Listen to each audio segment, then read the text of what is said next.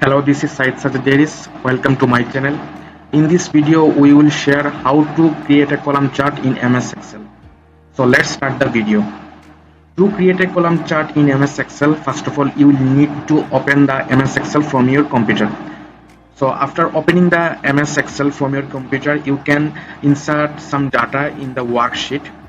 For example, I have already entered some data in the worksheet. Here you can see the first column contains the name, and the next two are runs in 2022 and runs in 2024. So now we will create a column chart. So first of all, we will need to select the data. I am selecting the data first. Now I will go to insert tab. You will see the insert tab just next to home button at the top of the screen.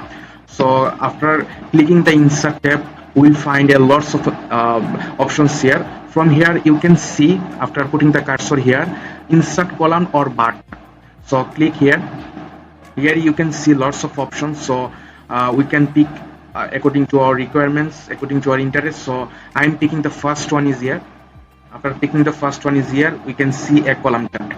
Here you can change the title. Here you can change the title after selecting the data in your own. I'm just writing the runs. You can write anything. And here you can see the two column. The first, the blue color contains the runs in 2022, and the orange color contains runs in 2024.